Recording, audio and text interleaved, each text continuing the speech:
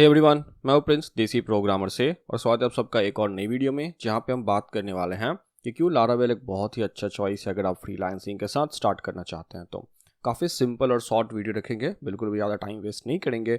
But इसके पहले मैं आपको बताना चाहता हूँ एक छोटा सा डिस्क्लेमर कि अगर आप लारावेल के अलावा कोई भी टेक्नोलॉजी पे काम कर रहे हो या फिर उसे सीखने की कोशिश कर रहे हो, जैसे कि JavaScript, Django, Ruby on rails या फिर कुछ भी ऐसा, तो आप उसे कंटिन्यू करें। ट्यूटोरियल हेल्प में पढ़ के टेक्नोलॉजी स्विच करने की ज़रूरत नहीं है। मैं ये बिल्कुल भी नहीं कह रहा हूँ कि लारावेल बहुत अच्छी टेक्नोलॉजी है या फिर सबसे बेस्ट है और वही सीखना चाहिए। मैं ये कह रहा हूँ कि अगर आप स्टार्ट करना चाहते हैं, अगर आपने चूज़ नहीं किया तो आप लारावेल को चूज़ कर सकते हैं, या फिर अगर आपको PHP आती है तो आप लारावेल को चूज़ कर सकते हैं, या फिर जो भी आपका रीज़न हो आप उसे चूज़ कर सकते हैं। इनमें बात करते हैं यहाँ पे 10 बहुत ही इंटरेस्टिंग एंड इंपॉर्टेंट चीज़ों के बारे में जिसको यूज़ करके कोई बिगिनर प्रोग्रामर भी लारावेल को यूज़ करके फ्रीलांसिंग करके काफ़ी आसानी से प्रोजेक्ट्स के साथ वर्क कर सकता है। सबसे पहली बात जो लारावेल की खासियत है वो है ईजी डिप्लॉयमेंट। जब भी लोग Node.js, Django ऐसी टेक्नोलॉजी सीखते हैं, अलग अलग डेटाबेसेस यूज़ करते हैं, तो चीज़ें काफ़ी इंटरेस्टिंग तो होती है, इसमें कोई शक नहीं है। बट जब बात आती है डिप्लॉयमेंट की तो लोगों को ये पता चलता है कि इन चीज़ों को डिप्लॉय करना भी एक बहुत ही बड़ा हेडेक है। चीज़ें इतनी आसान बिल्कुल नहीं होती और मैंने कई बार देखा है लोगों को ये कहते हुए कि सर हमने ये प्रोजेक्ट तो बना लिया है लेकिन हमें पता नहीं है कि इसे हम कैसे डिप्लॉय करें। तो इसलिए लारावेल के साथ खास बात यह है कि by default Laravel SQL use करेगा और सिंस वो PHP है तो आप कोई भी शेयर्ड होस्टिंग सर्वर खरीद के अपने प्रोजेक्ट को काफ़ी आसानी से डिप्लॉय कर सकते हैं। और नॉर्मली इनिशियली आपको इतने प्रोजेक्ट्स मिलेंगे, वहाँ पर शेयर्ड होस्टिंग में डिप्लॉय करना ही काफ़ी ज़्यादा अच्छा होता है, प्राइस वाइज भी अच्छा होता है और अगेन आपको मेहनत भी कम करनी पड़ेगी। दूसरे रीज़न की मैं बात करूँ यहाँ पे तो वो है इलोक्वेंट ORM। जो यहाँ पर ORM होता है, ऑब्जेक्ट रिलेशनशिप मैपर, जिसे यूज़ करके आप डेटाबेस क्वेरीज कर सकते हैं, वो यहाँ पे बहुत ही पावरफुल है। देखो, हम सबको पता है कि अगर आप डेटाबेस यूज़ करें तो वहाँ पर डेटाबेस क्वेरीज लिखते हैं।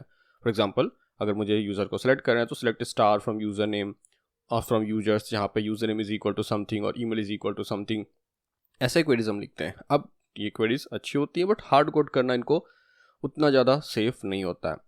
साथ में अगर आप सिंपल PHP के साथ देखोगे तो आप देखोगे आपको बहुत ही लंबा कोड लिखना पड़ेगा प्लेस होल्डर्स के साथ क्वेरीज को लिखने के लिए। इसके साथ साथ Node.js की बात करूँ, अगर मैं Django की बात करूँ तो भी वहाँ पर ORMs अवेलेबल हैं, लेकिन वो थोड़ा ज़्यादा कॉम्प्लिकेटेड है लारावेल के ORM से। ऐसा मुझे फील हुआ, इसलिए मैं बता रहा हूँ कि ये भी एक काफ़ी अच्छा चीज़ है यहाँ पे जिसे यूज़ करके काफ़ी आसानी से डेटाबेस क्वेरीज लिख सकते हैं।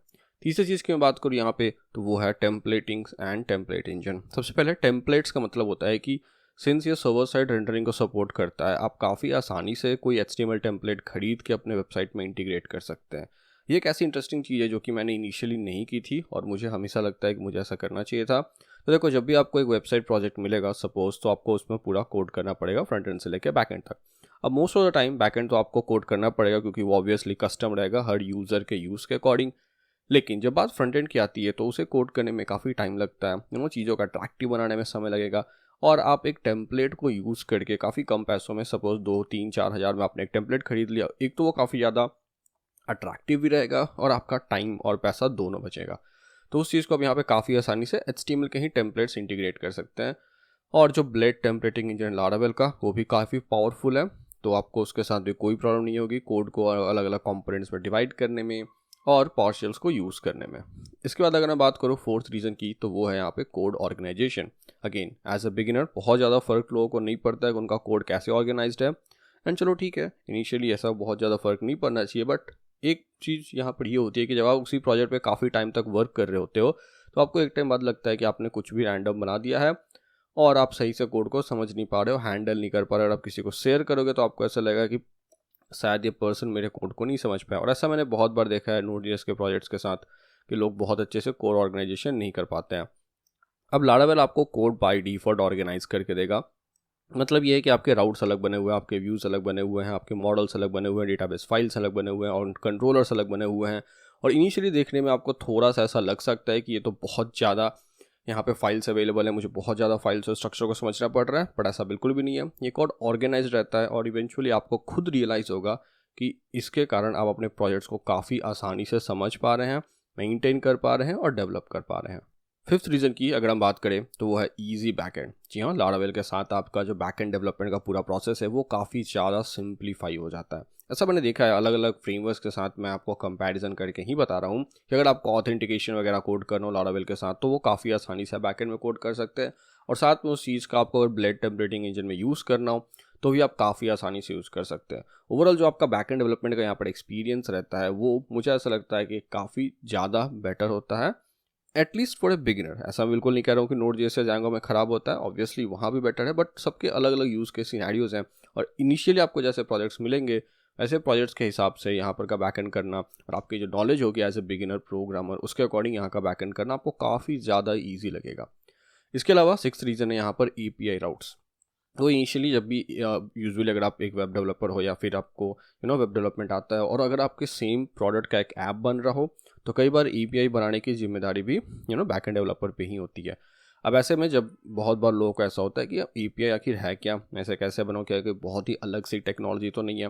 बट लारावेल के साथ आप देखेंगे कि आपको API राउट्स काफ़ी आसानी से मिल जाते हैं डिफ़ॉल्ट, जिसे यूज़ करके API का डेवलपमेंट या फिर काफ़ी आसानी होता है। चीज़ें भी काफ़ी सिंपली एक्सप्लेन्ड है। अगर आपको लारावेल को यूज़ करके एक CRUD API बनाना है तो आप देखोगे कि अगर आपको लारावेल आता है तो आप 30 to 40 मिनट्स में एक पूरा सिंपल API सेटअप कर लोगे। तो ये चीज़ यहाँ पे मुझे काफ़ी इंटरेस्टिंग लगी कि API को आप काफ़ी आसानी से बना सकते हो और वेब राउट से API राउट बाई डिफ़ॉल्ट ही अलग है, यानी कि एक साथ आपका वेबसाइट और API राउट काफ़ी आसानी से चल जाएगा, जो कि हर जगह चलता है। बट हाँ, यहाँ पे ऑलरेडी अलग है तो और किसी को नहीं पता है कि ऐसे कर सकते हैं तो उनको थोड़ी हेल्प मिलेगी।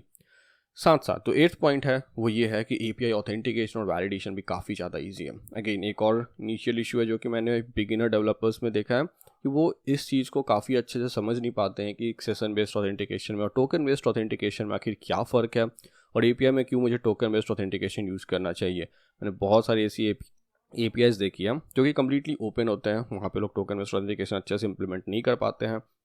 और देखो Node.js Django के साथ बात यह है कि वहाँ पर पूरी छूट दी जाती है कि आप चीज़ों को अपने अकॉर्डिंग ऑर्गेनाइज कर सको, जो कि अच्छी बात है। बट जैसा मैंने कहा, अगर आप एक सिंपल प्रोजेक्ट पे वर्क कर रहे हो, अगर आप एक बिगिनर फ्रीलांसर हो तो आप उतनी ज़्यादा छूट को यूज़ नहीं कर पाओगे, आपको उतनी ज़्यादा छूट को यूज़ करने की ज़रूरत नहीं है।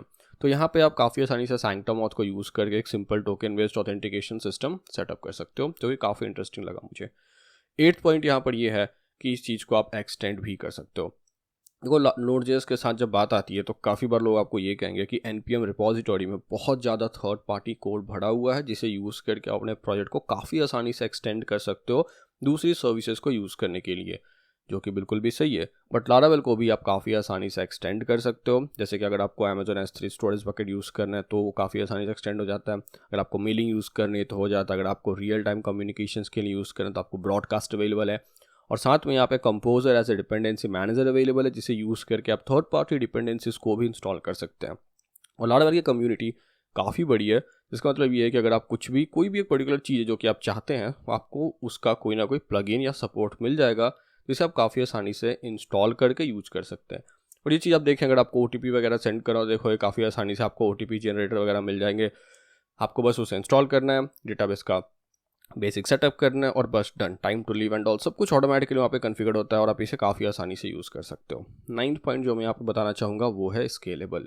ये मैं इसलिए बता रहा हूँ कि कई बार जब आप सिंपल प्रोजेक्ट ले रहे होते हो तो आप ये मान के चलते हो कि ये प्रोजेक्ट बहुत अच्छा चलेगा, एंड आई रियली होप कि हर किसी का प्रोजेक्ट बहुत अच्छा चले, ऐसा नहीं हो कि वो नहीं अच्छा चले। बट कई बार जो यूज़ के सिनेरियो होता है वो बहुत ही ज़्यादा लोकली कंस्ट्रेंड होता है। एक सपोज आप किसी एक स्कूल के लिए वेबसाइट बना रहे हो, वो वहाँ पर अपने स्टूडेंट्स डेटा डालना चाहते हैं, या फिर लेट्स से सपोज वो कुछ भी चाहते हैं, ऑनलाइन कुछ रजिस्ट्रेशन वगैरह हो जाए या जो भी हो। अब बात यहाँ पे ये है कि उनकी वेबसाइट ऑब्वियसली मिलियंस और मिलियंस ऑफ यूजर्स तक स्केल नहीं करने वाली है इनिशियली। चलो मान लेते हैं एक टाइम को अगर कर भी जाएगा तो एक तो ठीक है, उन्हें उस टाइम अलग सर्वर सेटअप करने चाहिए, अलग डेवलपर्स खुद फिर से हायर करना चाहिए, अच्छी चीज़ें करवानी चाहिए।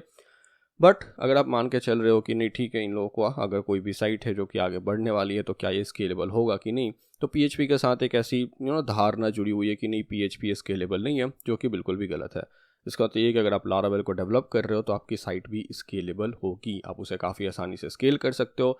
आप अलग अलग सर्वर्स खरीद सकते हो, अपने सर्वर को basically RAM ROM storage bandwidth बढ़ा सकते हो और आपकी वेबसाइट स्केलेबल हो जाएगी। बहुत सारे कॉन्करेंट यूजर्स को भी आप एक साथ सर्व कर सकते हो। तो ये कहना बिल्कुल भी गलत होगा कि अगर मैं लारावेल में डेवलप कर रहा हूँ तो कोई 1000 2000 यूजर्स हैं तो मेरी साइट क्रैश हो जाएगी, ऐसा बिल्कुल नहीं होता है।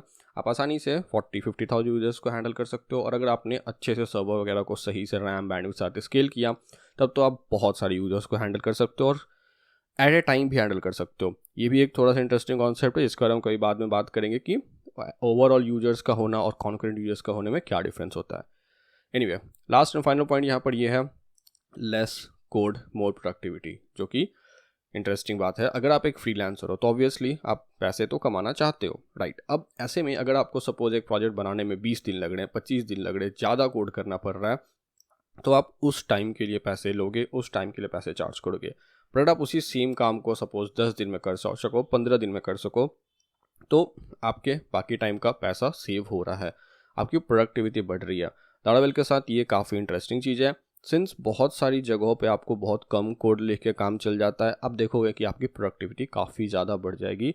जिस काम को आप पहले 2 महीने में करते थे, आप उसी काम को 1 महीने में कर पाओगे।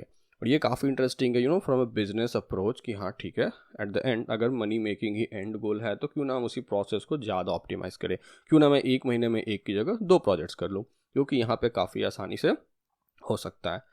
तो बस ये कुछ पॉइंट्स थे जो कि मैंने सोचा मैं शेयर करूँ लोगों के साथ लारावेल को यूज़ करके, क्योंकि जब भी बात फ्रीलांसिंग की आती है लोग बहुत ज़्यादा बोलते हैं नोड.जेएस, Django इन सारी चीज़ों को सीखने को, अर्न करने को, एंड उनमें प्रोजेक्ट्स अवेलेबल, ऐसा नहीं है कि बिल्कुल अवेलेबल नहीं है, बहुत अच्छे टेक्नोलॉजीज़ भी हैं वो, लेकिन एज अ बिगिनर या फिर इंडिया के लोकल मार्केट्स में वैसे प्रोजेक्ट्स को लेना, उन्हें वैसे डिप्लॉय करना, एक तो बहुत बड़ा हेडेक है, बहुत ज़्यादा कॉस्टली भी है, और साथ में इनिशियली डेवलपर्स को बहुत चीज़ें सीखने की ज़रूरत भी पड़ेगी। तो आप यहाँ पे लारावेल जैसे टेक्नोलॉजी को यूज़ करके चीज़ों को काफ़ी आसानी से सेटअप कर सकते हो और अपने प्रोजेक्ट्स को डिलीवर कर सकते हो। बस फिलहाल आज की इस वीडियो में इतना ही, मिलते हैं आपसे नेक्स्ट वीडियो में जहाँ पे हम और भी ज़्यादा बात करेंगे अलग टेक्नोलॉजीज़ के बारे में। Till then keep coding, keep learning, keep sharing and piece.